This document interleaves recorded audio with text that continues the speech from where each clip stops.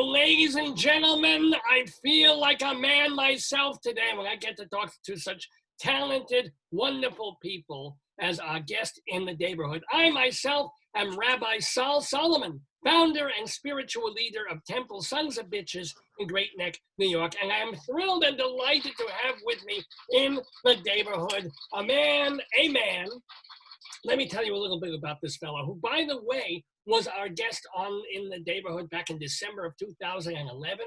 He is the co-founder of the a cappella group Rockapella, where he co-wrote with David Yazbek, who is now a big Broadway guy, the theme for Where in the World is Carmen San Diego.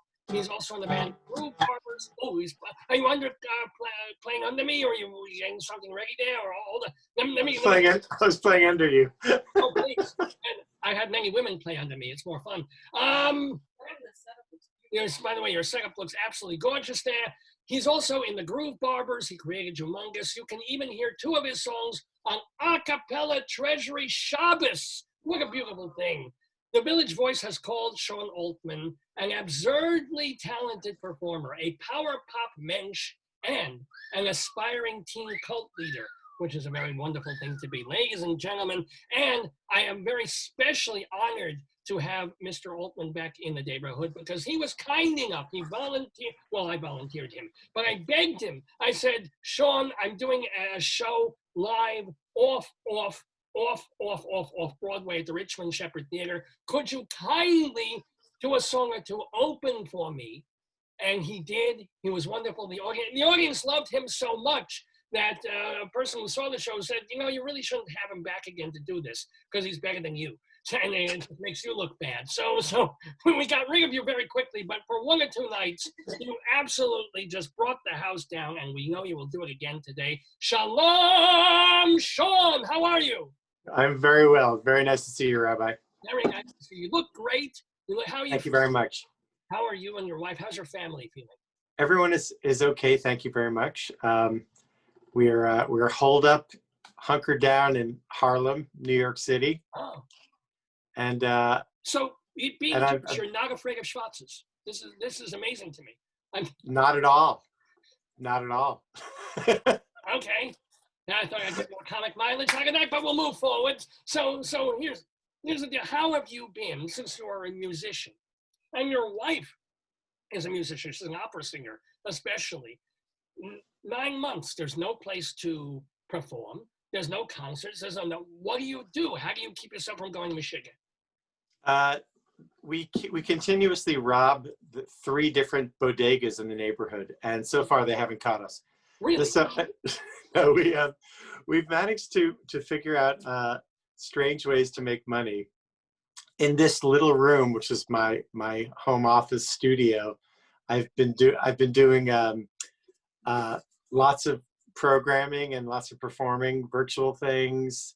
Done a lot of kind of Zoom concert things, and I've done shawnograms, which are virtual home serenades for people on video, hundreds of them.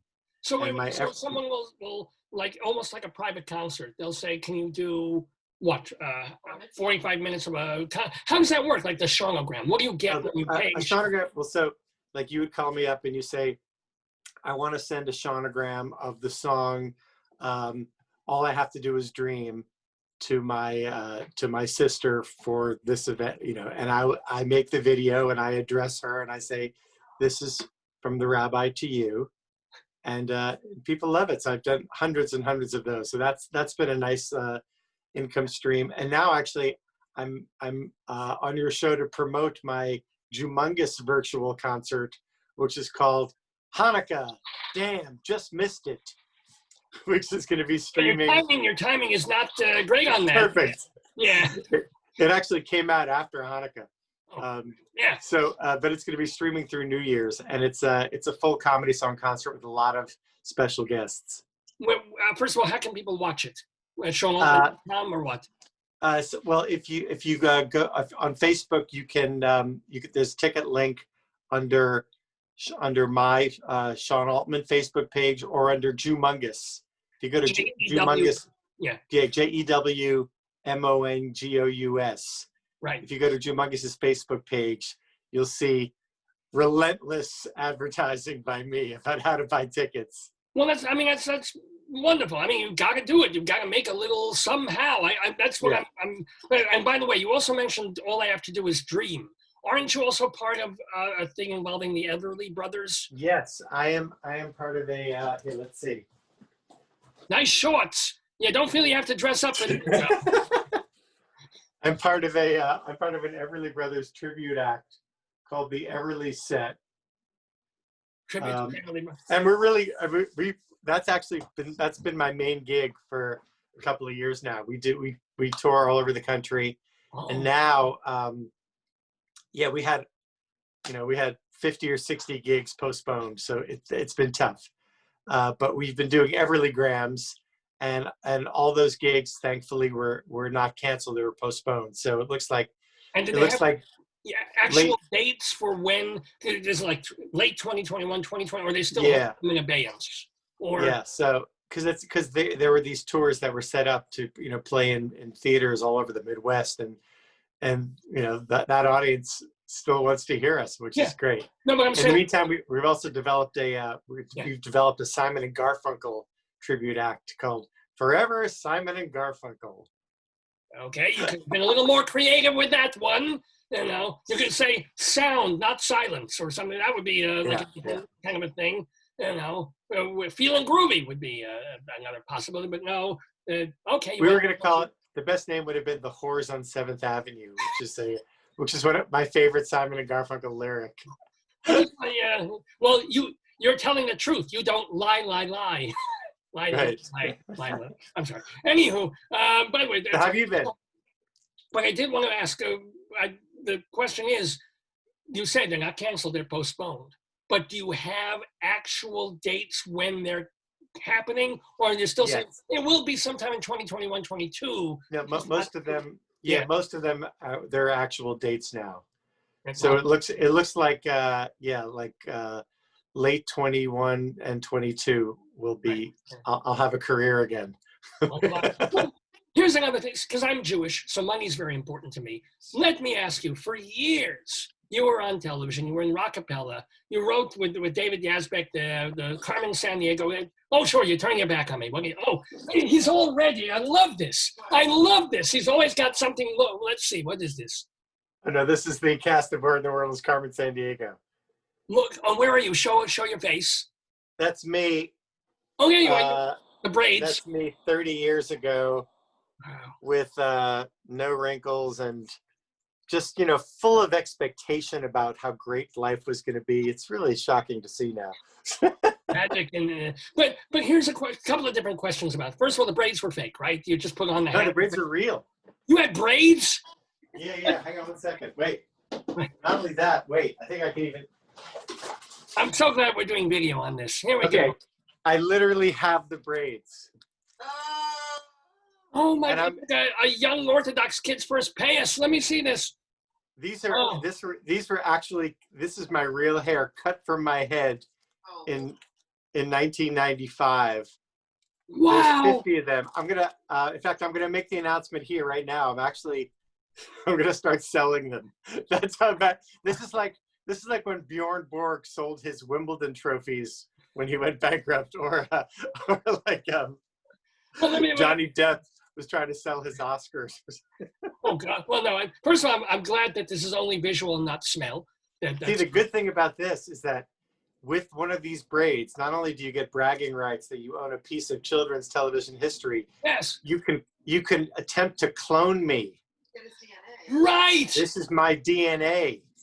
Clonapella. There you go. You could create a whole array of the Shonkestra, an orchestra, if you will. But that's. It smells pretty. It smells perfectly fine. I'm sure. No, I was just joking. I'm sure you shampooed at some point, but or a little shot of Febreze. We'll take that. Right. But here's a question, though, and I apologize for even asking this.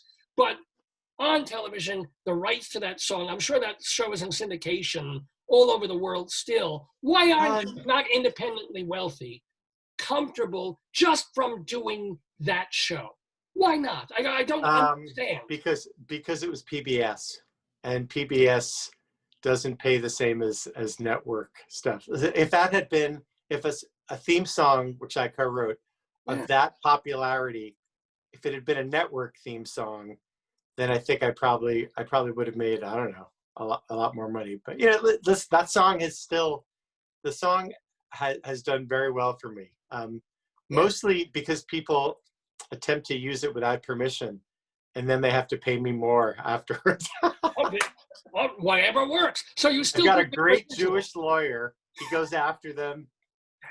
Yes, yes, and a Jewish mobster behind him. That's the combination. The lawyer, very important, very smart, whatever. But that lawyer has to be backed by like someone, a Dutch Schultz. Yeah, you got to have some muscle. Yeah, you do. Well, anyway, let's move away from that. I also, speaking of things that you wrote for, I don't know how this happened, but you wrote a song or two or three or something for a TV show called Brickleberry. Is that true? Yes. Brickleberry. How did you know? How did you even? Wow. Yeah, I wrote 2 or 3 songs for Brickleberry. One was called like something about friendship, and the other one was I think it was a cover of there was something called like We Like to Sing a cappella. Yeah. I could probably find these. Do you want to hear them? Wait, how do you know? Right, so you can, or you can sing.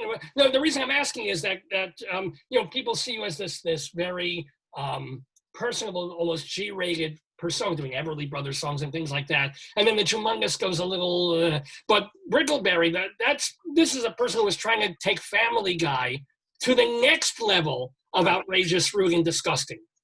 Because they did the PD show after that. Paradise wait. PD.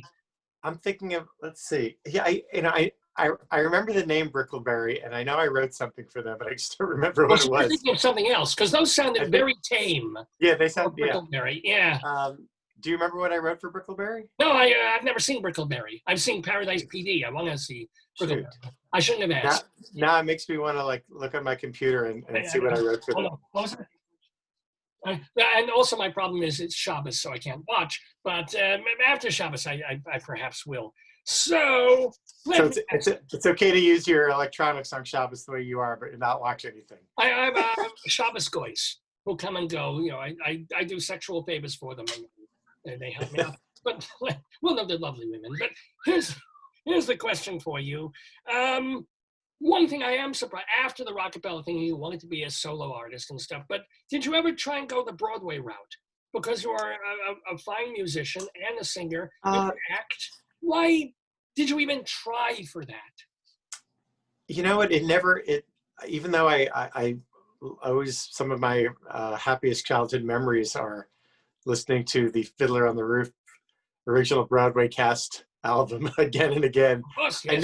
I never had the, I never had the Broadway bug. I guess at this point in my life, the idea of going in every night and singing like 1 or 2 songs, that's kind of appealing. Like having a steady gig where I could still live at home, because I'm on the road a lot. But I never auditioned for anything.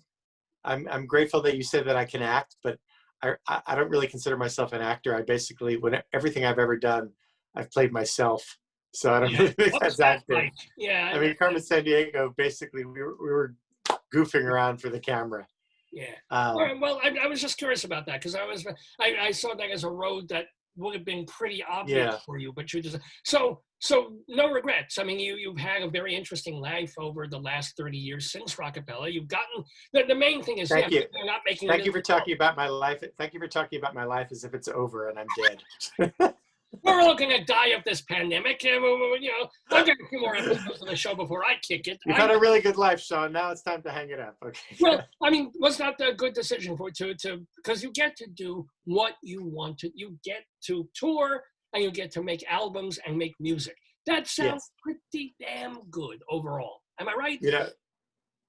So far, I'm amazingly grateful that I've been able to do just this thing. I do have like 9 different projects. Like there's no one of them that pays all the bills. So it is it's a hustle. Well, does I'm sure you know, this is, being a musician is a hustle. It's like, I'm a tailor, I don't own the factory. I got to make each suit to get paid. I have to stand on 8th Avenue and 42nd Street hustling. And in a pandemic, there you go. this is not easy. Those hand jobs are hard on the wrist. I can't even, I would call it a mezuzah job. And bringing them to the mitzvah van around the corner, please, you don't want to know. But I don't know where I'm going with that. First of all, while we still have time, did you prepare any music to sing or play for us? Do you want to? I have my guitar here, and I'm prepared to sing something. Well, you know what? It's the holidays, and we just missed Festivus, and of course Hanukkah we're really late for, but you've got a concert happening for that. So let's hear a little of what you would get if you hire Sean Altman for a sonogram or to watch this Hanukkah concert. Yes. Okay. Well, so or anything you want to play. I don't care. So it's because Hanukkah is over, and also even when I put out the show, Hanukkah was already over. Thus the name Hanukkah. Damn, just missed it. It's a bunch of it's all original comedy songs, and I have 12 cameos from people like David Yazbek, in fact, and other really funny people like Cynthia Kaplan. Did you get a cameo from me, Rabbi Sol Solomon? You know what? You and I hadn't been in touch in a really long time, and I'm sorry that. Whose fault is that? Why you're blaming me now? Play your song. But we can do. This is one of the few songs that the Jewmongous set that I can play for G-rated audiences. Oh, it can be. We were slaves to Pharaoh in Egypt. The year was 1492. Hitler had just invaded Yonkers. Madonna had just become a Jew. Moses was found on the Potomac. Then he marched with Martin Luther King. He came back to free us from our bondage, 'cause S&M has never been our thing.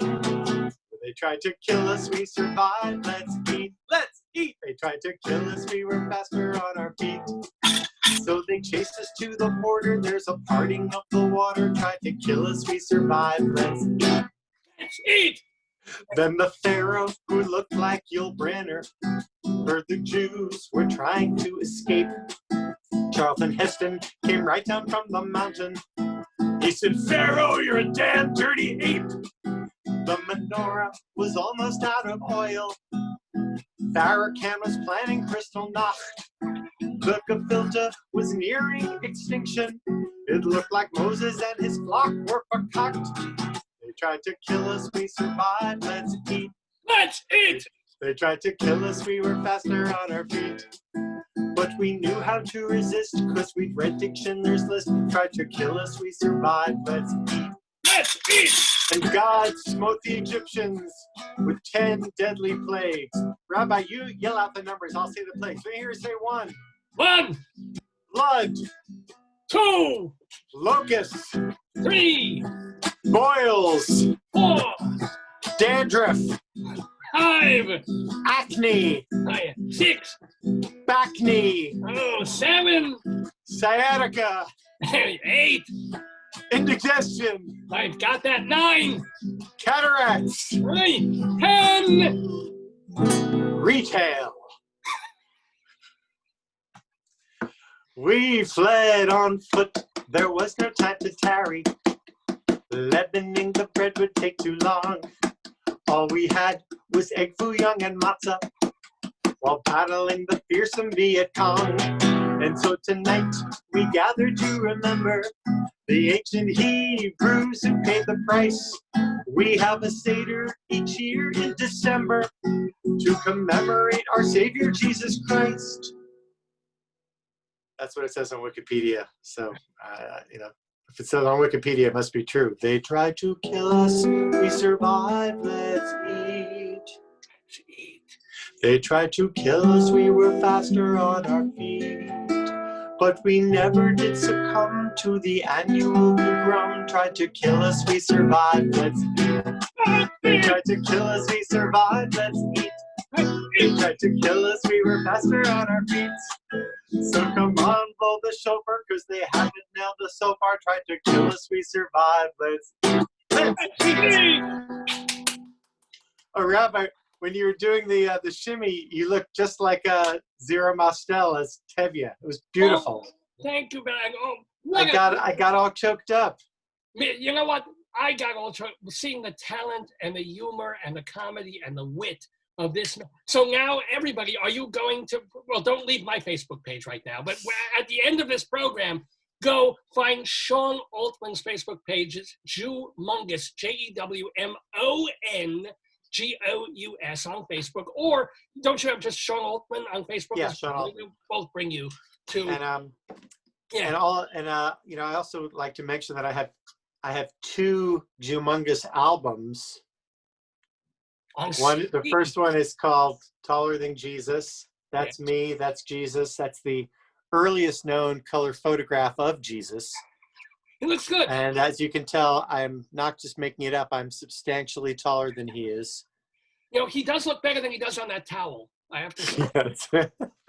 And then my more recent album is called The Least Jewy Jew in Jewville. Oh, I haven't heard that. Oh, yes. Oh, yeah, but it's got a lot. It's got it's got Phantom Foreskin, Blame the Jews, Reuben the Hook-Nosed Reindeer, The Least Jewy Jew in Jewville, Tough Motherfucker with an Eye Patch, which is my my ode to famous Israeli Defense Minister Moshe Dayan. Yes, dear to my heart. And by the way, we should also mention that as wonderful as all this Jewmongous thing, you're talking to a rabbi, feel free that Sean Altman has another persona. Even still, he's writing humorous songs, so not necessarily of a Hebraical bent, but serious and humorous songs. Your last album, I think, was Salt. How old was? Yes, when was that? Salt. Let's see. I must have a copy around here somewhere. Ah, there it is. Yeah, I've been pretty busy. Well, here, I'll bring some stuff over.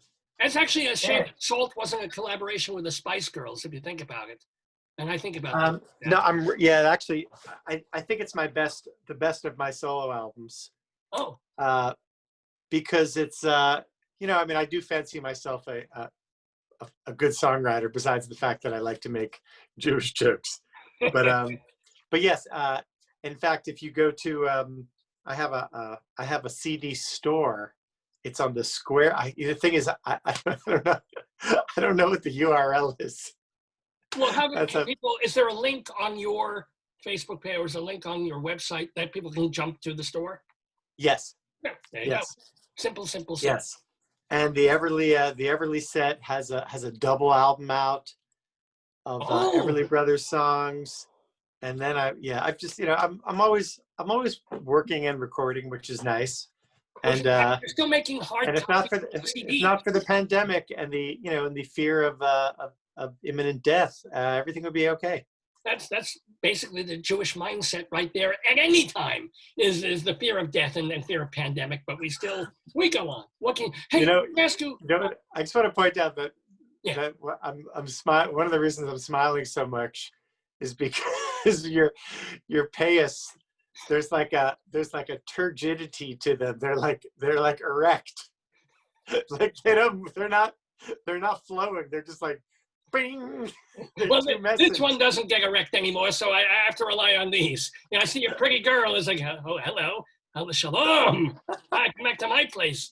But let me ask you a couple of things. And one is, if you've been reading about for a while now, Neil Young has been very protective about his music. He doesn't like Donald Trump using his songs. One Rockin' in the Free World. There's another one which has nothing to do with politics. Yeah. He was using it for campaigning, and people have complained that this politician uses their song without their permission. They don't want it. They don't like it. You did that with Rand Paul. And so what the hell happened with Rand Paul wanted to use one of your songs, and you're like, no? Well, he didn't ask. Yeah. I just woke up one morning and someone sent me a link to an entire song and animated video called "Where in the World is Stacey Abrams?" And he was it was basically a full-length attack ad against Stacey Abrams. This is while she was running for governor, and my fancy Jewish lawyer went after Rand Paul, and we got some good national press out of that. Like So Rolling Stone wrote an article, and yeah, if he had paid, if he had just, paid whatever ASCAP or BMI or whatever you're connected to, would you have just let that go? So was it about politics for you, or just, hey, he should have paid for permission to use this, or whether you agreed with him politically or not? Well, for something like that, you can't just pay ASCAP or BMI. You have when you put someone else's music, when you set it to a motion picture, you have to get permission and you have to negotiate a deal. So there wouldn't have been a way for him to do it without getting my permission, and I would not have granted him permission. Or what if you wanted to use your song at rallies, if that was his come onto the stage music, and he paid? No, that's the thing. I can take a bold political stance, but I guess it's possible that if you're paying me a huge amount of money, I'd be like, okay, this guy's not going anywhere anyway. but yeah, for on pure politics, I would not have granted him permission. But I was very happy to. But you reduce for the right price. For if he paid you enough money, if Hitler gave you a really big check. It's not that I wouldn't. It's not that I wouldn't let Rand Paul license my song. It's that I wouldn't let Rand Paul license it to attack Stacey Abrams. If Rand Paul wanted to use the song, because he was doing something great in his state. I don't even know what state he's. What is he? What is Rand Paul? No, I forgot what state he's in. Guam, I think. Yeah, but if it was something that didn't have to do with with attacking Stacey Abrams, I would have licensed it. By the way, we have just, first of all, you are, I hope, staying for the quiz with Dave and David Sheward, the trivia quiz. Yeah. So I want to make sure I don't embarrass myself. Are these topics that I'm going to understand? Well, first of all, I wear a diaper, so I don't embarrass myself. Okay, but it's not going to be like it's general trivia. It's not going to be quotes from the Talmud. Some of them will be quotes from the Talmud, but mostly it's generalized trivia. Some of the questions are harder than others. You shouldn't be afraid, because sometimes the guests come on and they get nothing right at all, or sometimes 2 or 4 points. Yeah. And well, Dave will explain the rules when he comes on in just a couple of moments with David. Okay. But don't be afraid. It's all in fun. There's no prizes, alas, because I know I can see how much you need money now. But before you are almost, and you do not look it, but you are almost 60 years old. Whoa. Mazel, am I right about this? You had to say that. You had to. Well, first of all, you look 40. You look amazing. Thank you. Do you feel any different than you did when you were 30, 40, 25? Yes. Hair dye is expensive. Are you joking, or do you have to do that? Oh yeah, totally. Yeah, I have no, I dye my hair pretty often. Yeah. Oh, okay. Do you feel? I don't even. That's the thing. I've been dyeing it since the first gray hair that appeared, 15 years ago. So I don't even know how gray I am, because I never let it grow in. So for all I know, I could be completely white-haired. But here's the deal: if you weren't doing media as a musician, if you weren't touring, would you do it? If you were just a person, or is it specifically because it's an industry and you want to appear younger, blah blah? It's hard to know. My career is so much a part of my identity for even that I don't like okay, when I go 5 days and I'm unshaven and my beard grows in and it's mostly white, it really upsets me, and I immediately shave. Wow. So that's just for me. So yeah, I guess it's I joke with my friends, I want people to walk past me and go like, oh, good looking corpse. I gotta say, I still have these. These are getting stiffer. My pubes are like below at this point. It's a thing. So he's getting a lot of help from the women viewers. By the way, the lady viewers of this program right now are giving you hearts. So you're lovely. Oh, they're very kind. One of the forms is a nun. Whoa, there's a woman who performs as a nun professionally, as a comedy Really? nun. She's giving you like hearts and flowers, so Ah. they better treat you right. She The better, Shicks is always like me. I don't know what it is. It's because of the myth of the good Jewish husband. it's a total myth, isn't it? But anyway, anywho. It is a myth. You can ask my first wife, who is a shiksa. Yeah, why did that go so sour? I'm just curious because you've been very happy with what is her name of the opera singer? What's her name again? Ina Dukach. Ina Dukach. Yes, and she makes several appearances in Jewmongous's special. Yeah, but were you just too young to get married the first time, or do you not want to say? I was 30. I was 35. Oh, so were you terrible to her, or is she terrible to you, or mutual, or is she cheating on you? I think that was the thing. I just think that neither of us really knew what it meant to be married at the time. Yeah. So you weren't ready to be tortured, even though you were Jewish. Yeah. It's amazing. Anywho, I'll take you away. But why don't you take us out of this segment with a little more music? Oh, yes. Bring in Dave, and we'll bring in David Sheward, and we'll begin the Today Yesterday quiz. But I want to remind people that we're with Sean Altman. Go to his Facebook page, which is either Sean Altman or Jewmongous, and order either a Shaunagram or what's the other thing? It was the special called or then my Everly Brothers duo does Everlygrams, and we're great. I have to say, we're really good. I mean, I always love performing by myself, but performing those amazing early rock songs with this guy, Jack Sculler, also Jew. No, we're good. I mean, I have to say, of all the acts I've been a part of, I think Rockapella was great, and I think I've done some great solo stuff. But this Everly Brothers act, I think we really nail it. I don't know what to sing. By the way, we just got the word from the nun that all nuns are married to a Jewish man. So there you go. I get it. So I'm trying to think of a song that I could sing. Wait, without looking at the chords. Give me 1 second. Absolutely. I will take this moment to thank once again, even though he's staying with us, Sean. This is good. I'll sing my Christmas song. Wait. There's that word again. It makes my ears burn. Wait, where the hell is it? And my heart burn a little bit, but that's normal. Where the hell is it? Yeah, this is good television right here. Okay, here we go. Here we go. I think this will work. I hope this is going to work. Sean, ladies and gentlemen, please welcome Sean with his capo. Altman.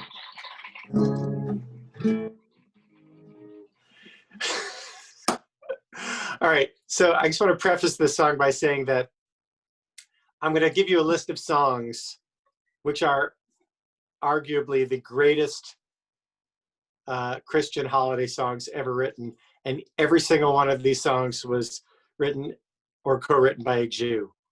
There's No Place Like Home for the Holidays, Winter Wonderland, It's the Most Wonderful Time of the Year, White Christmas, Silver Bells, We Need a Little Christmas, Rudolph the Red-Nosed Reindeer, Rockin' Around the Christmas Tree, A Holly Jolly Christmas, The Christmas Song, Chestnuts Roasting on an Open Fire, Sleigh Ride, Santa Baby, Let It Snow, I'll Be Home for Christmas. I mean, the list goes on.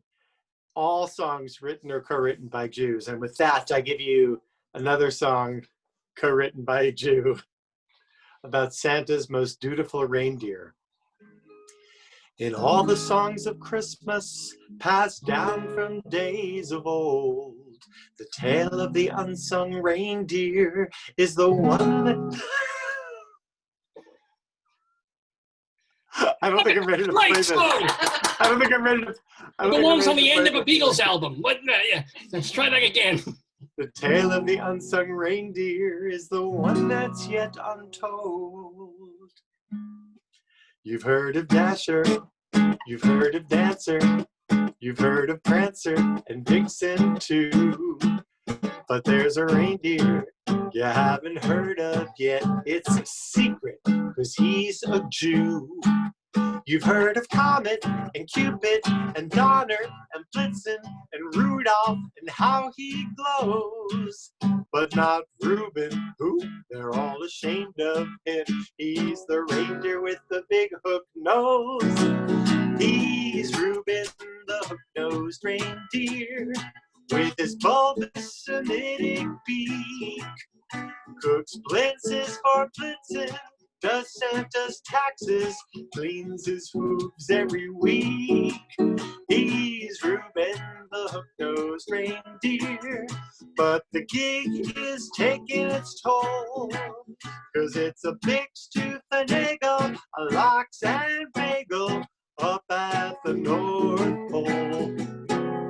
He checks the oil, rotates the tires, wraps the presents, and packs the sleigh. He reads the road map, rewinds the Streisand tape. He packs a thermos of consommé. He gets a separate receipt for the milk and for the meat, pays wholesale for all the toys. As you can plainly see, he's Santa's MVP, and Santa is his Shabbos goy. He's Reuben, the hook-nosed reindeer, with his giant misshapen snout. Thinks Comet's a planter, Cupid's a Yenta, and Rudolph's a Nazi crowd. He's Reuben, the hook-nosed reindeer. He took the fortune, but not the fame. Went to yeshiva, won't chase beaver. Mahjong is his reindeer game. Should I continue? One more. I want to bring in our guest. Okay.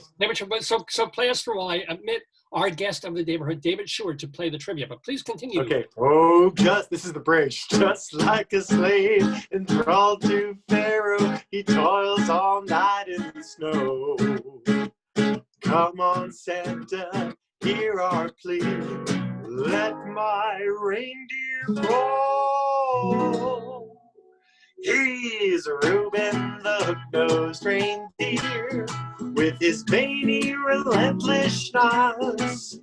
Got a poster of Bambi up in his locker and panties from Mrs. Claus. He's Reuben, the hook-nosed reindeer. He's kosher and playing it safe. The elves put their dicks in, Prancer and Vixen, but he won't because they're trafe. No, he won't because they're trafe. Reuben! Thank you very much. Oh my gosh. That, ladies and gentlemen, is Sean Altman. He is, of course, excuse me, co-founder of Rockapella, former member of the Groove Barbers, also a member of the Everly, what are they, the Everly? Oh, the Everly set. Oh, I'm still a member of the Groove Barbers. We're just on, we're on COVID hiatus. Gotcha. And the Everly set, right? The Everly set, yes. And as well, you didn't, I was listening when you were talking to the rabbi before, you didn't mention again the name of the Late for Hanukkah show that you want people to. Oh, okay. It's called my holiday show, which is, it streams through New Year's, is called Hanukkah. Damn, just missed it. And it's you can find it on Facebook. If you go to Facebook and look up Jewmongous, JEWMONGOUS. I'm advertising it like crazy. Well, for obvious reasons, everybody. Like, it's almost embarrassing at this point how much I'm advertising it. You gotta do it. You gotta, This is what we have to do. I'm thrilled that you're doing it. And obviously, folks, if you heard him do the 2 live songs that Sean Altman did so far in the program, we played a song before he came on, you can tell why this would be a fantastic use of your time and money is to watch that Hanukkah show. But right now, we're going to waste some of Sean's time and some time of David Sheward our weekly friend, excuse me, friend of the neighborhood. By the way, I want to let you know, David, Leslie begged off. She texted a while ago, so she won't be with us. But Okay. David, you, by the way, David Sheward is a writer. He is the former president of the Drama Desk. You can read his writings at davidsays.com. David Desk. Yeah, daviddesk.com. I'm sorry. Cultural Weekly and theaterlife.com. Yes, I got them. I got those right. That's right. And so, first of all, David, welcome. Of course, every week we say this. Welcome to the neighborhood. How was your, see, Rabbi Sol hates this word, but I'll ask it. How was your Christmas? It was fine. It was fine. My husband and I we stayed home and didn't go out. And we had several Zoom calls like this to relatives and friends and families. We had 3 separate Zoom sessions during the course of the day. Well, lovely. I mean, that's what you do. Did you get anything nice under the Christmas tree? Oh, well, I should have brought it with me because I knew you would ask. It's in the other room. Let me just get it. Right. Does it involve, I don't know, a certain variety show comedian? Yeah. Oh, yeah. You must have seen my on Facebook. Yeah. My Facebook post. This is a Carol's Lost Christmas episode. Ooh. 3 episodes from well, it's very interesting. The Carol Burnett Show was on for 11 years.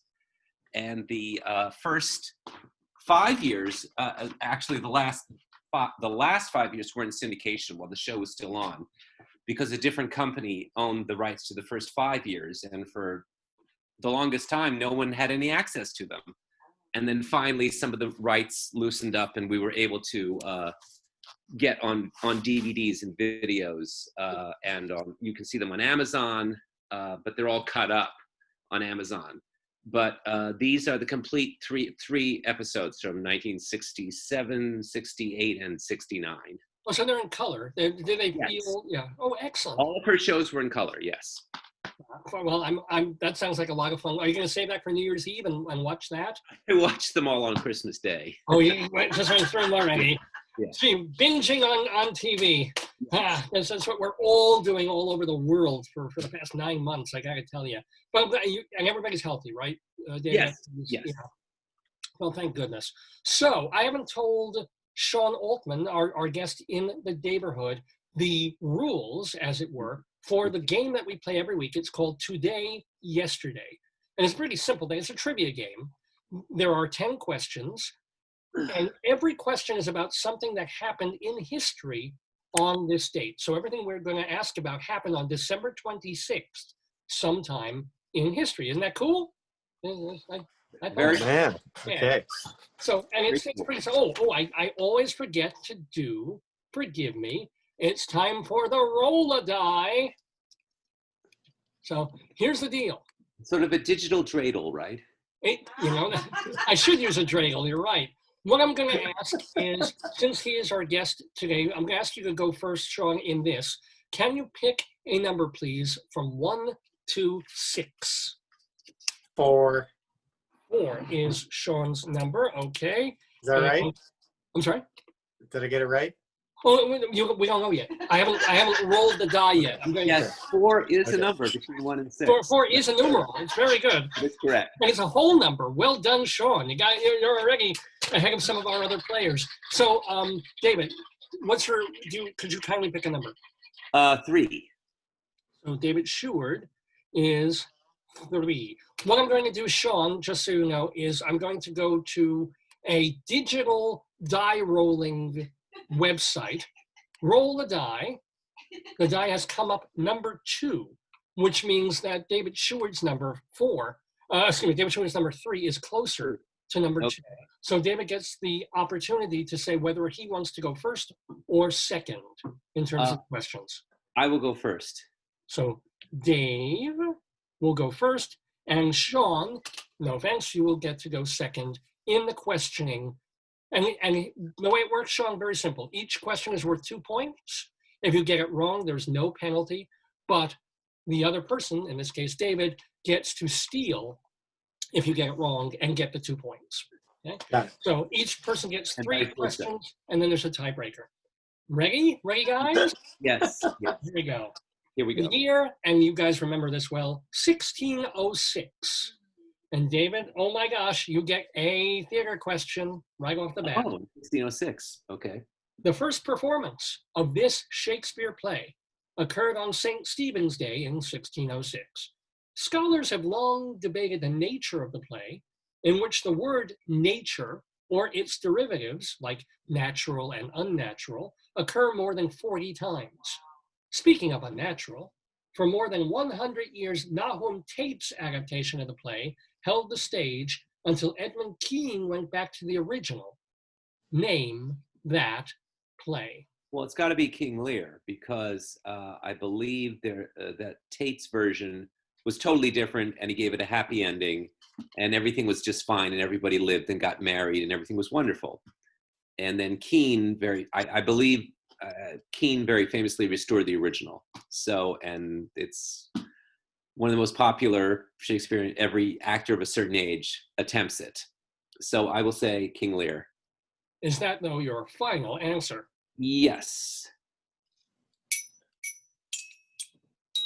Yes, you should have been leery, Sean, playing against someone like David Sheward. He got it. He, as soon as I mentioned Edmund Kean, he was like, "Oh yeah, yeah." Oh man.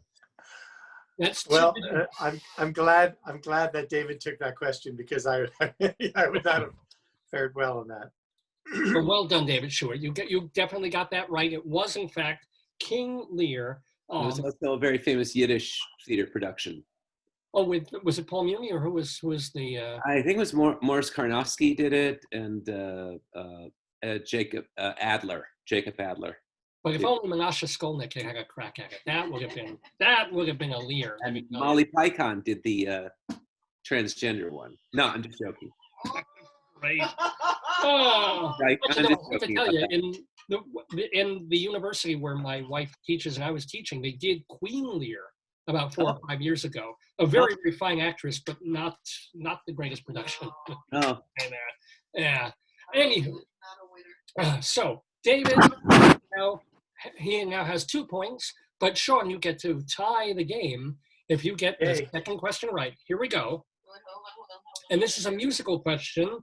No, oh, actually, this worked out maybe pretty well for you. 1831 is the year. Debuting tonight at La Scala is perhaps the definitive bel canto opera. It's about the title character, a druid high priestess in ancient Rome who's jealous because the man who bore her 2 children is in love with her best friend. For 1 point, name the composer, and the other, the opera, and no fair getting coaching from your wife, who is an opera singer. oh, really? Yeah. Shit. It's like Robert Klein. All right. Okay. All right. Oh, All I right, will so read the question again. You said bel canto. Yeah. And you said it's a drew. Oh God. I'll See, read that's the problem. If Yeah. my wife hasn't played a leading role in the show, then I'm not going to know it, because I don't know anything about opera except as it pertains to her particular roles. Yeah. All right. And the answer is not Carmen Sandiego. It's not. It's not Lin-Manuel Noriega. And you said it's 1831, right? Funny, she doesn't look Jewish. Here we go. It's 1831. Okay, so that means Scala. that says to me that it predates Puccini, so it must be, and it's bel canto. Correct. So I'm saying it's going to be a Verdi opera. And that's all I could, let me, and so what happens then? Well, I'll read the synopsis again. It's about the definitive bel canto opera about a title character, a druid high priestess in ancient Rome, who's jealous because the man who bore her 2 children is in love with her Men best don't bear friend. children. What? Sorry? Men don't bear children. Well, who helped her bear her 2 children because her children were unbearable. What was he, Is in midwife? love with her best friend. What? Sorry? What was he, a midwife or something? Well, no. In other words, he has 2 children with her. Okay, but he's bear in them? love with her best friend. You make it sound like he was a doctor or something. Who gave her? Might as well be. Who implanted sperm into her? Oh, okay. You got to be specific. Okay. Yes. who Let egged me her help you on. have some children. Here we go. The man with whom she has 2 children Got is it. now in love with her best friend. So for 1 point, name the composer and the other the opera. I'm just gonna, I don't know the name of the opera, but I'm because it's bel canto, I'm gonna say Verdi. Okay, so one. Giuseppe Verdi. I think I've got the composer, but I'm not sure. Sure. Well, but will Verdi be your final answer? Yes. For at least 1 point. And do you Yes. want to take a stab at a name of an opera? You know, I don't recognize that plot line, so it's nothing I've seen. So I'm in the dark. What? Nixon in China. Yeah, there we go.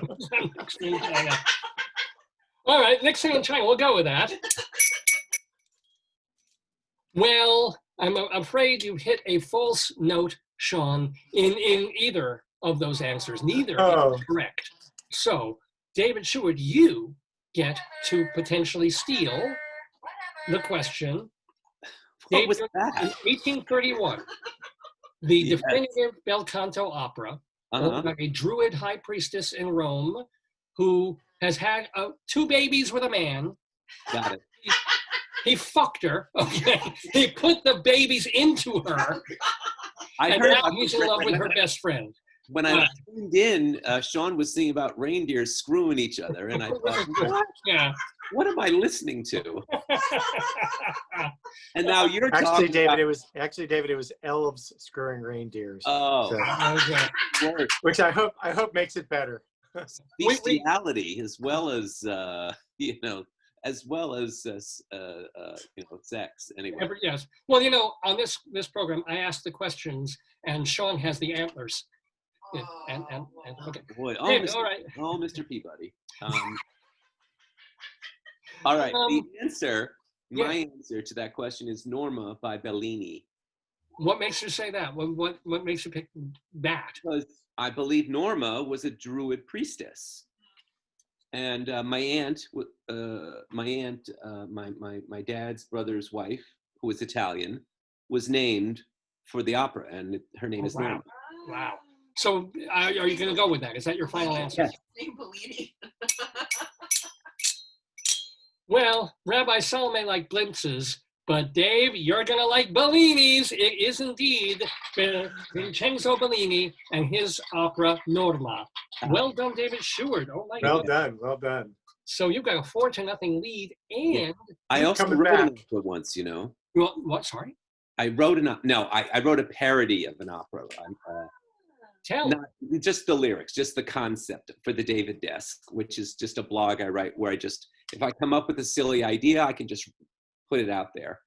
And when Nixon in China, the opera, I said, well, why not write one about Xi in Mar-a-Lago, the Chinese prime minister visiting Trump. So I wrote a parody of Nixon in China called Xi in Florida. Go to the David Desk. What's the name of that article so they can find? Is it just She or Xi in Florida? And XI, is that how it? How does it? XI in Florida. In Florida. So you can go to the daviddesk.com and find it right there, along with all his other. Cool. Actually, let me just see what would happen if I did that. David's going to Google right now. There we go. Let me remind people you're watching Dave's Gone By. We're doing our Today, Yesterday quiz with me, Dave. Actually, no. You would have to put in the David Desk to get that. But anyway, sorry. So yeah, go to the daviddesk.com and look. Yeah, there it is. Oh, yeah. And by the way, he's using the. I'm sorry, I'm too much of a tangent, but it was just some silly idea I had once that I thought was funny. Wouldn't it be interesting if she used the pronoun her? I don't know. Anyway, Yeah. Thank you very much. It's time for the third question in our Today, Yesterday quiz. And this one goes back to David because he just stole your question, Sean. So he gets to answer this question, which happened in 1908. Okay. 3 cheers for this Galveston giant who, by beating Canadian Tommy Burns, became the first African-American heavyweight champion of the world. Name him. Oh, of course, it would be a sports question, of which I know nothing. However, I believe it was Now, the play, The Great White Hope, is based on this guy. And Ken Burns did a documentary about him called Unforgivable Blackness. And it's either Jackson or Jefferson. And I forget the character in the play, which was not his real name. It was either Jackson or Jefferson. I think, oh God, what was his name? I think it's either Jackson or Jefferson. And the play that the part that James Earl Jones played, I'm going to say Jefferson. Jefferson. And remember, we're talking about the real person, not The real person, not the play. Jefferson. Well, David Sheward. I wish you could say you scored a knockout, but that is not the All correct answer. So, Not right. Okay. All right. Sean Altman gets a chance to steal. The year was 1908. 3 cheers for the Galveston Giant, who, by beating Canadian Tommy Burns, became the first African-American heavyweight champion of the world. Can you name him? I think it is someone named Jack. It's either Jack Jones or Jack Johnson, and I think it's Jack Johnson. So that's what I'm going to go with, because that's all I got. Is that your final answer? Yeah.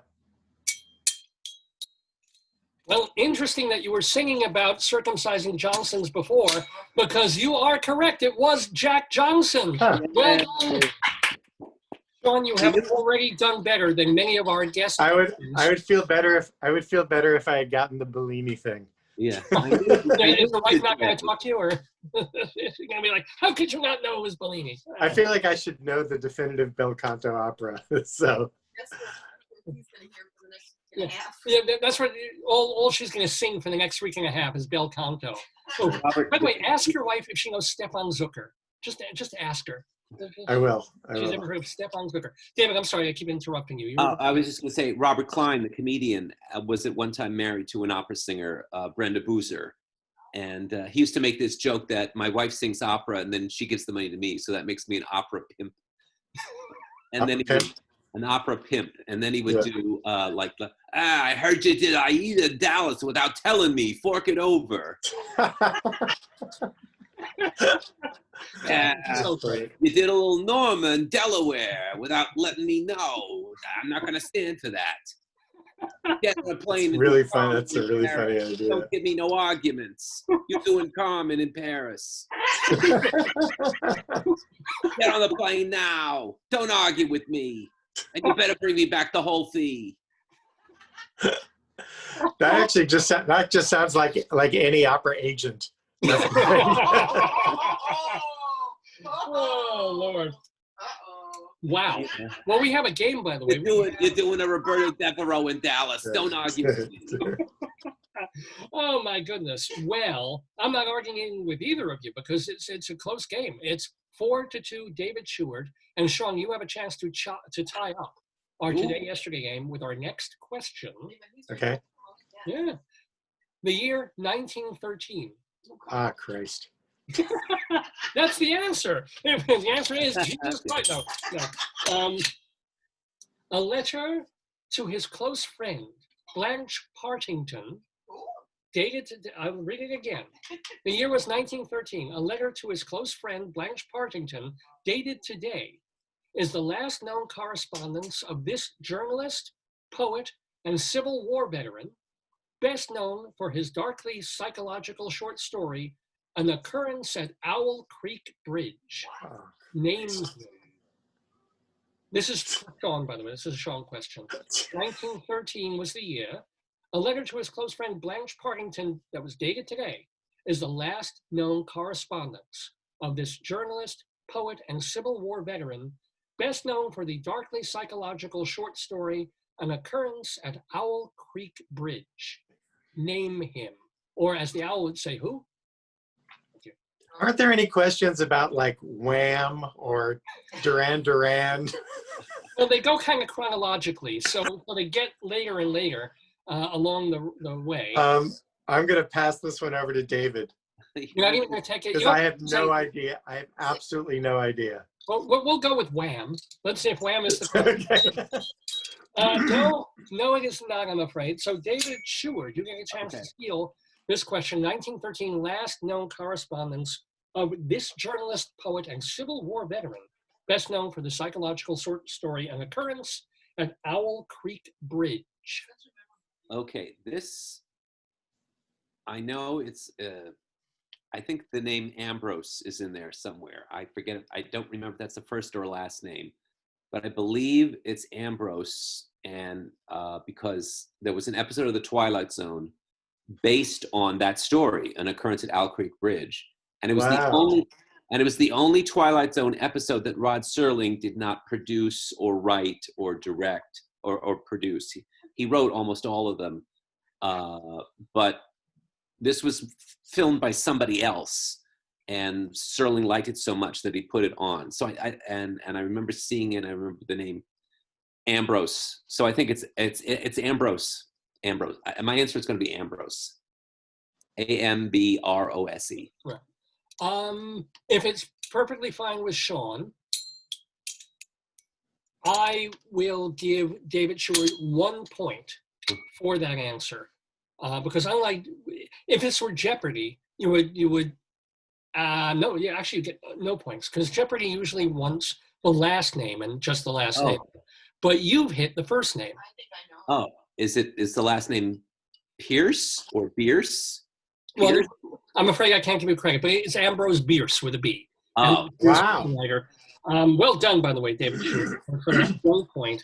And yeah, Ambrose Bierce was journalist, and he wrote, he was before like Lovecraft and people like that. He was starting to do into those weird sort of dark, almost supernatural kinds of things. So yeah, and he went off to, I think, either the Mexican-American War or something like that. He just went off to cover something and never came back.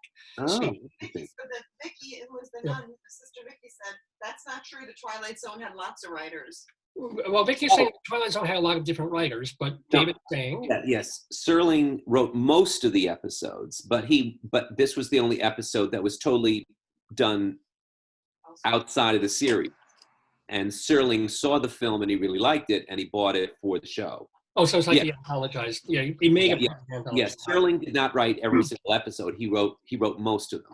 Yeah. By the way, nice Jewish boy, Rod Serling, Jewish, yay! Really? All right. For Sean. Okay, so we go to question number 5, which means that, let's see, 1, 2, 3, 4. So David Sheward, you get the next question first. Okay.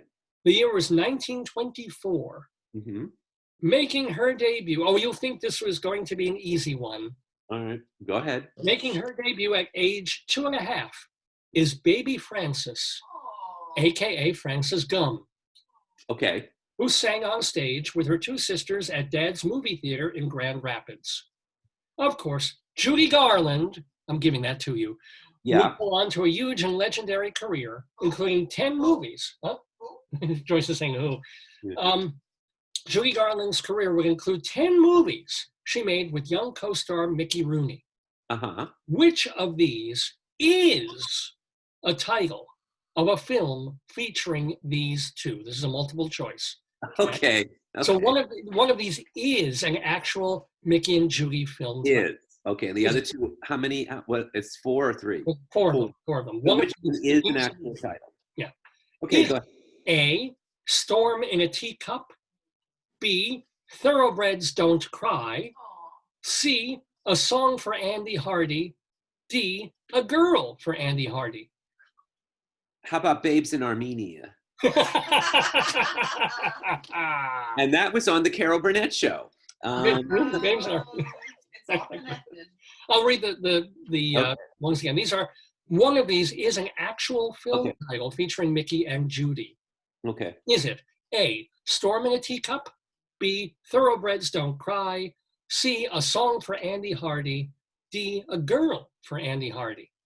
I know that Thoroughbreds Don't Cry is an actual title of an actual film. That is real. The 2 Andy Hardy ones, those are lost leaders or something. Those are red herrings. Because I don't think there were any Andy Hardy films with those names. I think it was like Andy Hardy Finds Romance, Andy Hardy gets rich. Andy Hardy goes to college, all that stuff. Andy Hardy gets COVID. That's a much needed. Yeah. Andy Hardy, you know, pays a prostitute. I don't know. Including me, Frankenstein. The show is taking a very bad turn. Andy Hardy has an occurrence at Owl Creek. So something in a teacup. What was that? Well, I'm sorry. What was that? What? Something in a teacup. I'll read the questions. The part of the question one more time. Was it A, Storm in a Teacup? B, Thoroughbreds Don't Cry? C, A Song for Andy Hardy? Or D, A Girl for Andy Hardy? I'm going to say Babes in Armenia. No, which is actually, that was a joke on the Carol Burnett show. I'm going to go with Thoroughbreds Don't Cry. But is that your final answer? Yes, yes. Well, this would be The Cure for Boys Don't Cry. It was well done. Thoroughbreds Don't Cry was an actual film featuring both Mickey and Judy. It was actually their first film in 1937. Really? And you were right about Storm in a Teacup. That was a 1937 movie with a young Rex Harrison. Oh. So there you go. And other real film titles were, you were kind of guessing on these, Love Finds Andy Hardy, and this is actually real, Andy Hardy Meets Debutante. Yeah. That's the actual name of a film. Is this when writers had no creativity? Oh, well, now on Turner Classic Movies, they're showing these things called Mexican Spitfire Has a Baby. Oh, man. Another one starring Bela Lugosi, Mexican Spitfire Meets Ghost. Wow. Did you watch it? Is it really? No, I'm not. I would not stoop that low. But Oh, I would. I would stoop even lower. I think there was this actress named Lupe Velez. Yeah. She did these films called Mexican Spitfire, whatever. Yeah. And they would like put them in the bottom half of the bill. And I think it was the bottom half of The Magnificent Ambersons, which explains a lot in film history. When they had to cut like an hour out of Magnificent Ambersons, so people had time to watch Mexican Spitfire Meets Ghost. I love it. Yeah. Oh, by the way, well, Dave, I don't want to say you're running away with the game, but it's I'm getting crushed. Yeah, But because I'm coming back. Okay.7-2. Once we get into the post World War II era, I'm cleaning up. All right. It'll take a while because Ready. the next question is in 1933. Oh, we're getting Ah, close. jeez. We're into the Depression now. Here we go. This question is for you, Sean Altman. Okay. 1933 is the year. Edwin Howard Armstrong Oh, Jesus. is granting a patent today that, will change the nature of broadcasting wideband FM radio. Wow. Alas, he would spend much of his later life in legal battles with his former bosses at this company over its use. Name that company. I'll read the question one more time. The year was 1933. Edwin Howard Armstrong is granted a patent today that will change the nature of broadcasting wideband FM radio. Alas, he would spend much of his later life in legal battles with his former bosses at this company over its use. Name that company. All right. I'm going to say Westinghouse. Ooh, Good guess. is that your final answer? Yeah, because you think that maybe it would be one of the, like CBS or something like that, but I think it's Westinghouse. Well, I'm afraid there's no West for the weary, ladies and gentlemen. That is not the correct answer. Okay. So, David Sheward, you get to try and steal this question. B'nai B'rith.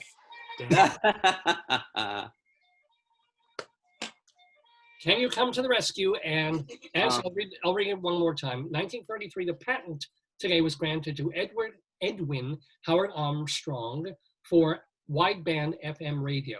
But he would spend much of his later life in legal battles with his former bosses at this company over its use. Name that company. I think it's RCA. I think it's RCA, or it may not quite be the thing with television that was also the basis of a Broadway play called The Farnsworth Invention, which was about TV, and it was about Sarnoff, who was the head of NBC. But I think it's RCA. I'm going to say RCA.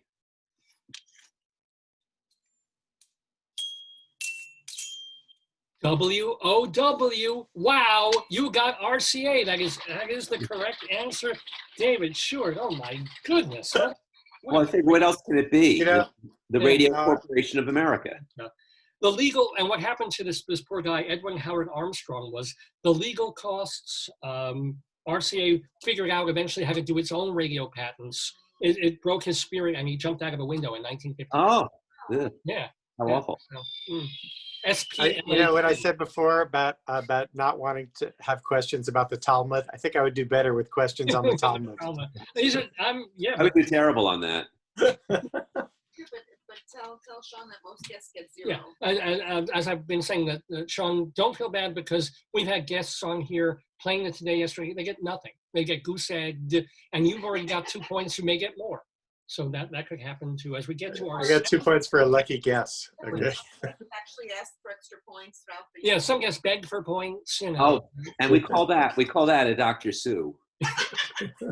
Yeah. She will go down in infamy.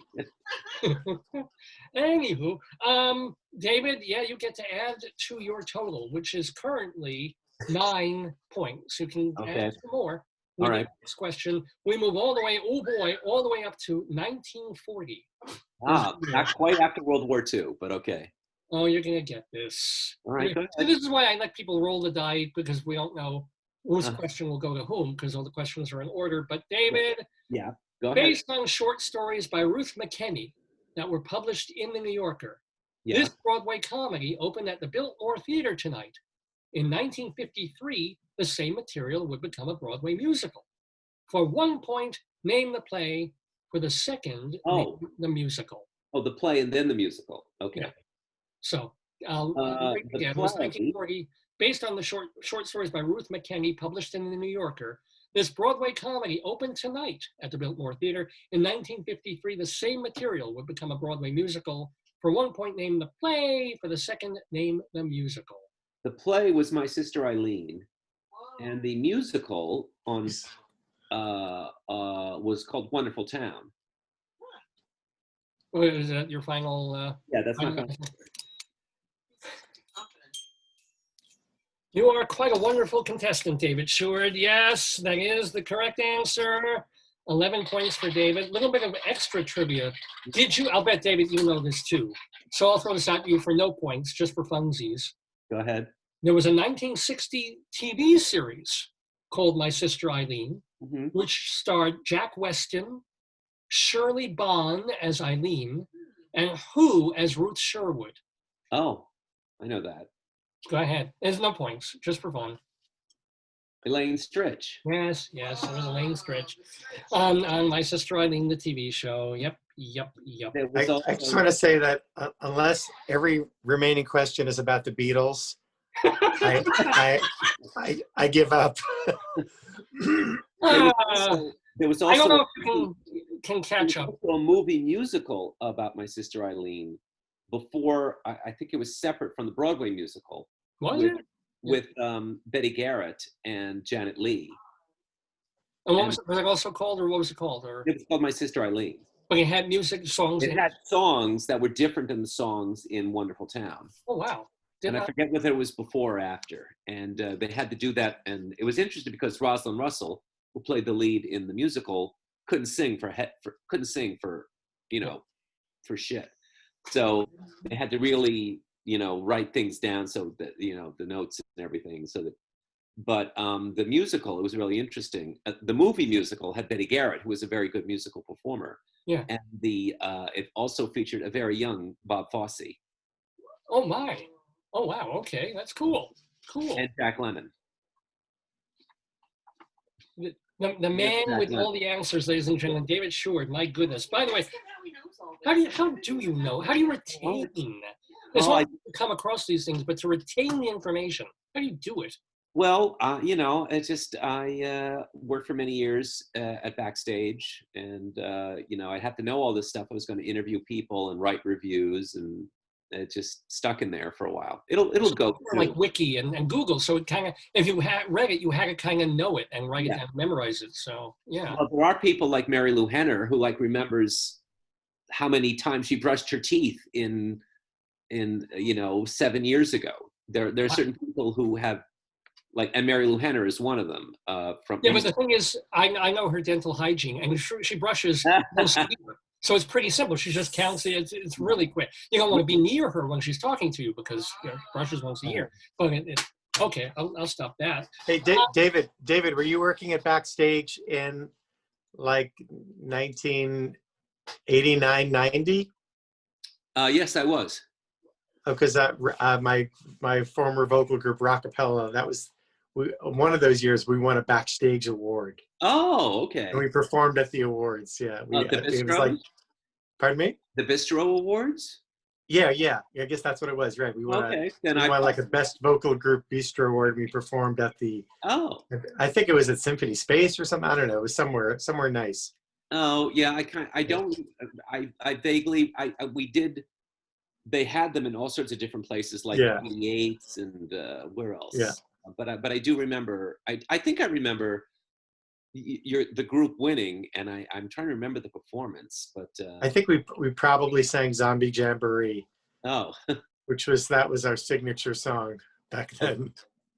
But I do remember the Bistro, the Bistro Awards, and oh, that's great. The small world, isn't it? Yeah. Small world is so. Wait, what did they do in Gypsy when the Gypsy movie? When wasn't Rosalind Russell in that?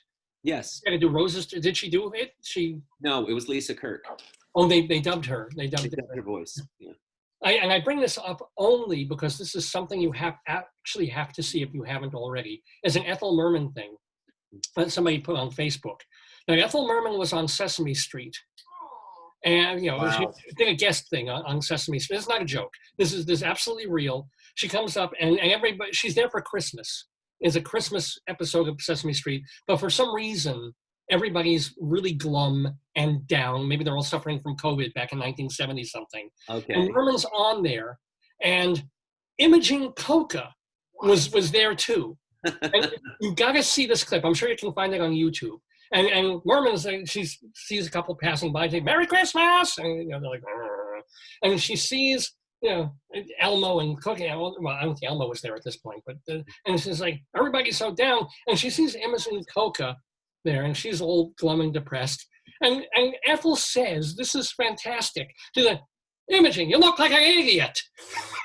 It's hysterical, and it's so politically incorrect now because you could say someone is slow is an idiot. You couldn't do that now. But her timing, her delivery, Imogen, you look like an idiot.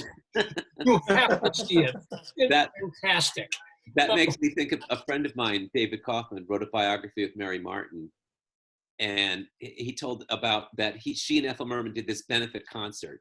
One night only, benefit for the Actors Fund in the late 70s, and they were in a taxi cab going towards the benefit, going through the theater district, and Mary Martin was saying, "Isn't it awful, Ethel, how everything's so run down, and it's not like when we were around, when we were in our youth and everything was so wonderful." And Ethel says, "Yeah, they fucked up Times Square."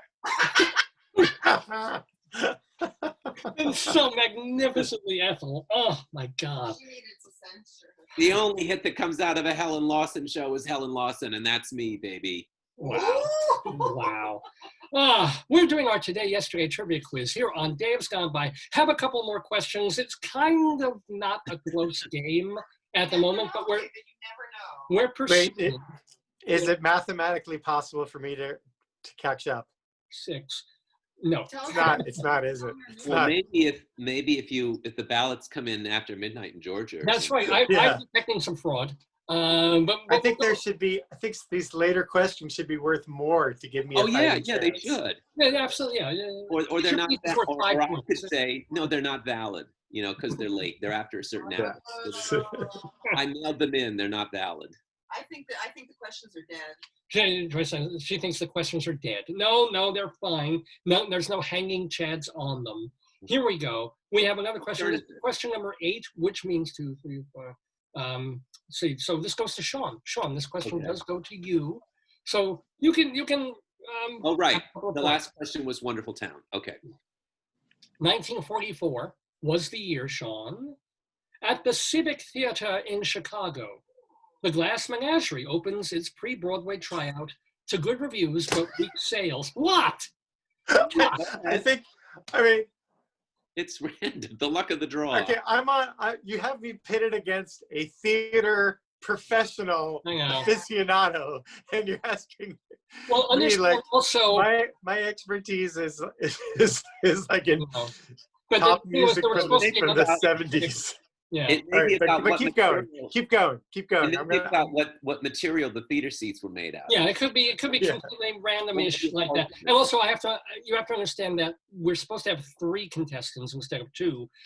Leslie Hoban Blake normally joins us. She's also a theater critic, so we try to make sure like 2 or 3 questions are theater related each week. But 1944 was the year. Glass Menagerie opens in Chicago to good reviews but weak sales. However, years later, just since 1994, the play has had 4 Broadway revivals. In them, which actress did not play Laura Wingfield? Okay, so which of these actresses did not play Laura Wingfield on Broadway over the past 25 years? Was it A, Callista Flockhart, B, Jessie Mueller, C, Madison Ferris, or D, Celia Keenan Bolger? Let's see. I'm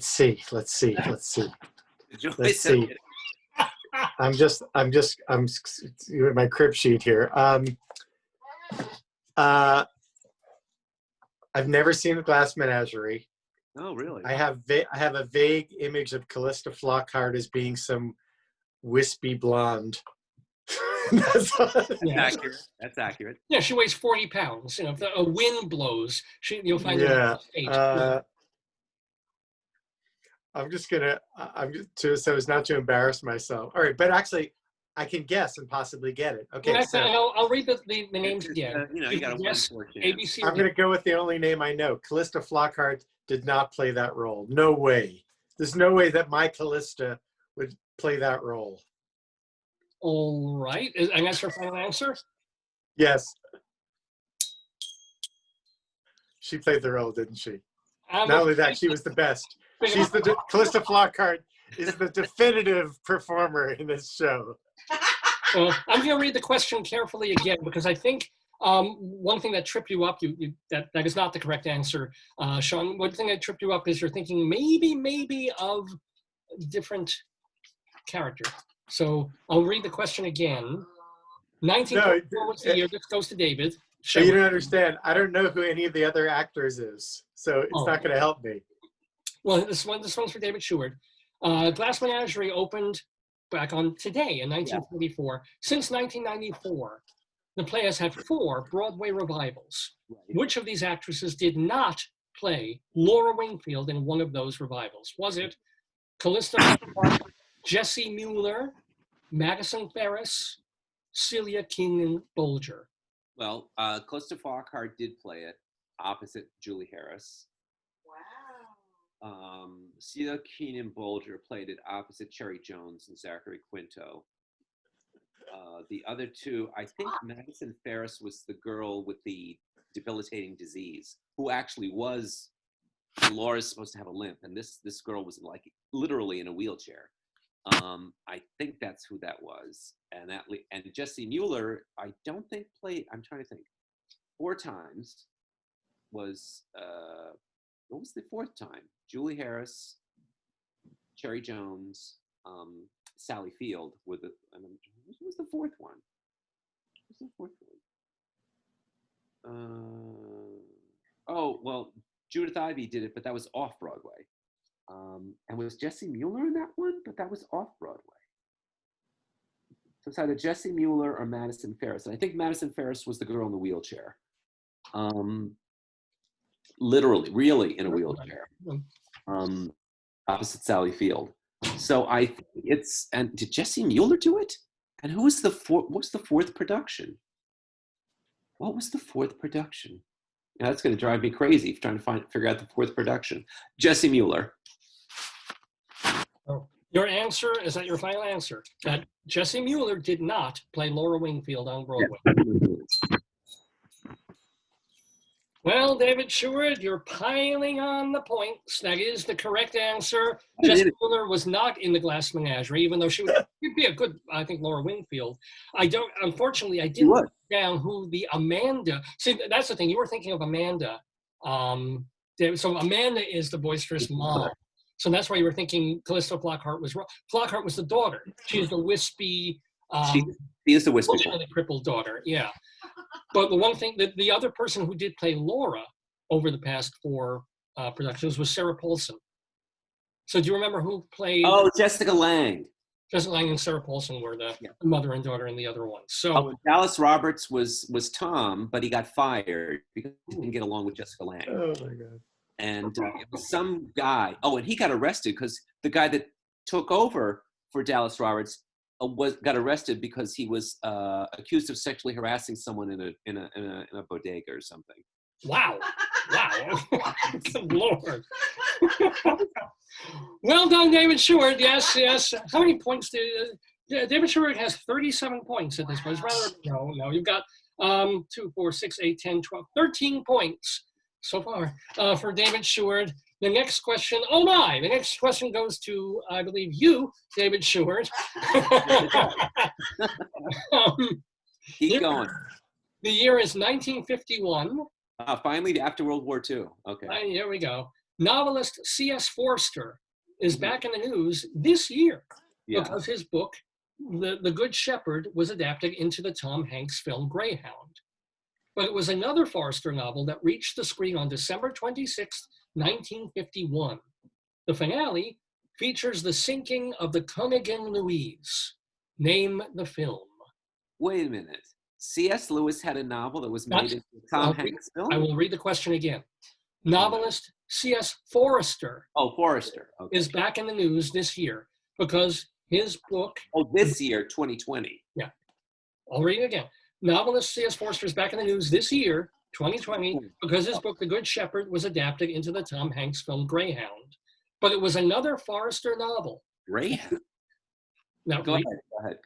That reached the screen on December 26th in 1951. Okay. The finale features the sinking of the Cunnigan Louise.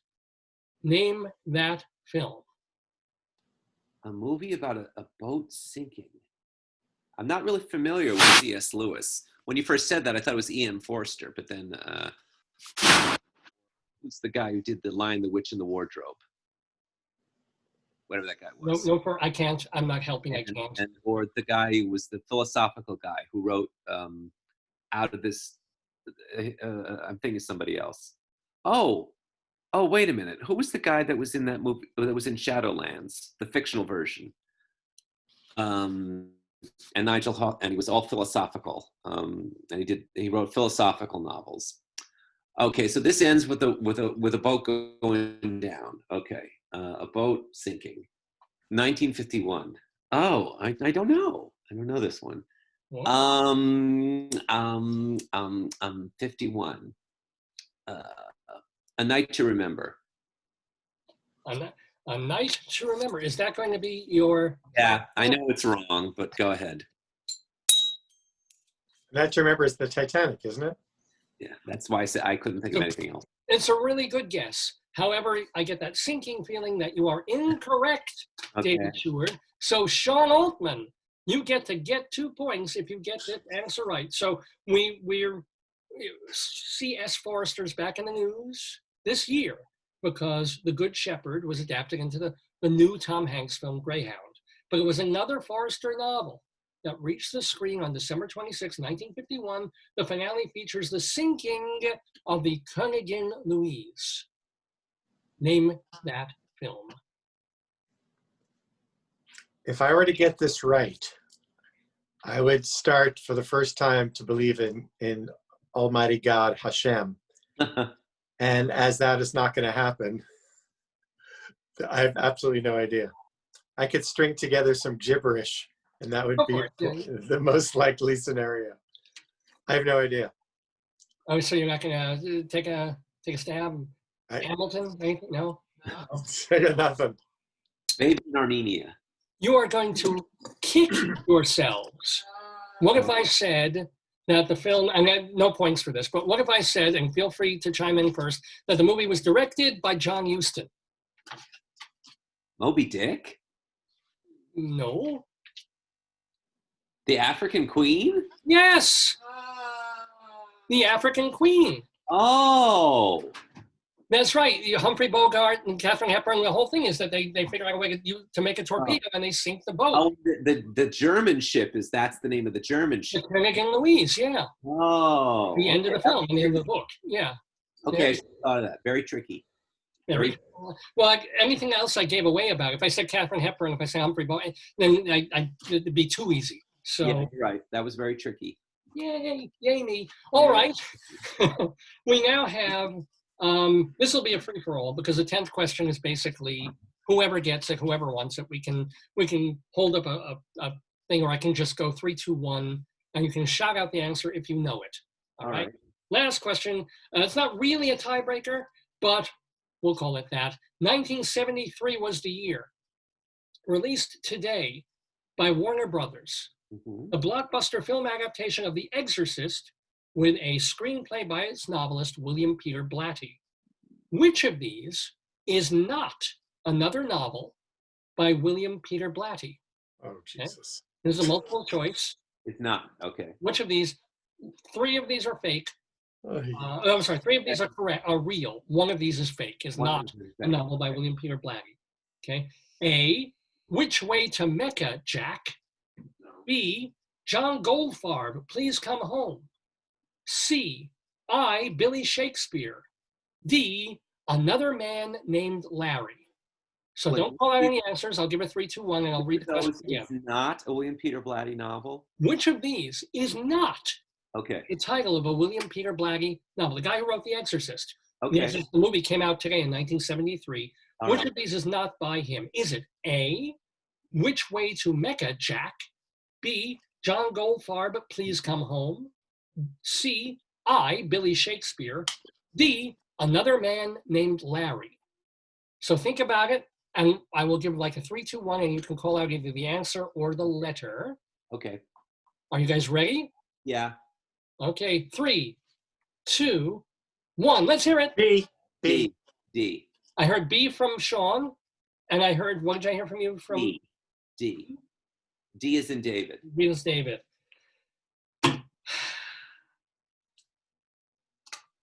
David Sheward, I don't think you've ever had this many points in one Yes. game. Oh That my was- God, yeah. you're right. The last one, Another Man Named Larry, is just a title I made up. But all those, including I, Billy Shakespeare, it's like a short Okay. satirical novel that William Peter Blatty wrote. And the other 2 were early books in his career, Which Way to Make It Back and John Goldfarb, Please Come Home. Those were actually actual real. And so, David, do you want to tally? I'll do it. 5, 6, 7, 8, 9, 10, 11, 12, 6, 7, 8, 9, 10, 11, 13, 15. 15 points Yay. for David Sheward. And Sean, you get to take our home prize, which is our gratitude, our thanks for being such a wonderful guest, for Thank being so fun. I feel like I should have, you know, if I would have been a better guest if I had had more of a working knowledge of film and theater. Of life, essentially. I mean, no, but you're great fun to play, and we do. I invite you to come back and play the game again. I don't know if you ever want to go near it again, but you were terrific, and it was terrific to have you. I want to remind folks, first of all, that you can read David Sheward's writing at thedaviddesk.com. David, the double D in there, thedaviddesk.com, as well as theaterlife.com and culturalweekly.com. All those places for different kinds of writing. Some of it theater related. David's desk is more, as you said, some of the more random offhand fun stuff that you want to write about, including that opera She in Florida, was it? Yeah, she in Florida. She in Florida, which you can find by going to the David Desk. I also have a long-running political satire called McTrump. What are you going to do in a month? He's not going anywhere. He'll probably get a show on Newsmax, Not going anywhere. True. Hey, he may end up being president when the votes are counted. Anywho, I don't think so. But he may be president again in 2020. It could happen. That could actually happen. I don't want it to, but it could happen. It's not impossible. It's legally. Legally, and there are enough morons who would vote for him. Well, you know what? Hopefully Biden will be amazing and wonderful. If I hope not, so. who knows? Who knows? Who knows? But my vote would go to Sean Altman for being delightful and entertaining. Remember that you can find him on Facebook in two places, Sean Altman, the Facebook page, as well as Jewmongous, the Facebook page, JEWMONGOUS. Remember, you can get a Seanogram where he'll sing a song as a gift and dedicate it to someone. You can also hire the Everly Set to do virtual concerts as well as when they start doing real concerts in 2021-22. Oh, wow. Tribute to the Everly Brothers. And most importantly, and probably the most delightful for someone like me, is the It's Too Late for Hanukkah show. Is that did I muff the name of it again? It's Hanukkah, damn, just missed it. It's Hanukkah, damn, just missed it, which you can get, again, by going to the Jewmongous Facebook page. It's a couple of bucks. You throw a couple of bucks to this man because he deserves it, and that show is going to be hysterical. Sounds and great. Great fun. With special guests. Who are some of the other? You mentioned David Yazbek is on there. Who else? Let's see. People your audience might know: Tammy Faye Starlight, Cynthia Kaplan. Sounds Jewish. Mostly musicians. Danny Bonet, the violinist. John Spurney, Julian Maley. Wow. So a lot of guests in the Hanukkah special that Sean Altman is doing. It remains for me to just wish you both continued good health, a most very happy and healthy New Year, God willing, please. David, I think I'm going to see you on our New Year's show, right? It'll be New Year's Day. That's right. Yeah, New Year's Eve. New Year's Eve. No, wait. Oh, yeah. Oh, yes. Remind me, though. I'm going to remind everybody. Sean, I don't want to put you on the spot, but I'd like to invite you to spend like a couple of minutes with us on New Year's Eve. I'm sure you're busy. What time are we supposed to be? Canoodling with your opera singer, but if you're not, New Year's Eve is tricky because I actually, I'm organizing an event for my school-age daughter's pod. We're having like a social. We're having I'm part of a pod. A pot. And we're going to be Is it a potluck? But thank you. Yeah, thank you. About that. When am I supposed to be on? What's my time on Thursday? I don't have that in front. I'll contact you. Remind me. 11:57. The show is going from 10 o'clock at night until 12:30 in the morning, from New Year's Eve into New Year's Day. We'll be right on this Facebook page. So, David, we have a set time for you. I'm inviting you, Sean. I know you won't be able to make, but if you can, it's only like 3 to 5 minutes of your time just to say hi, wish everybody happy. We'd love for you to come and sing a song or tell some anecdote about 2020. I'll email you the info if you want to be on. If you can Thank you. Thanks a lot. All right, okay, good. No reindeer on elf action. No, and please keep the reindeer and the elves separate for that particular show. Great to see you, Dave. Thank nice you to meet you, David. Thank you so much. Bye. Happy New Year. Thank you. You too. Happy New Year. Bye-bye, Sean. Thank you so much.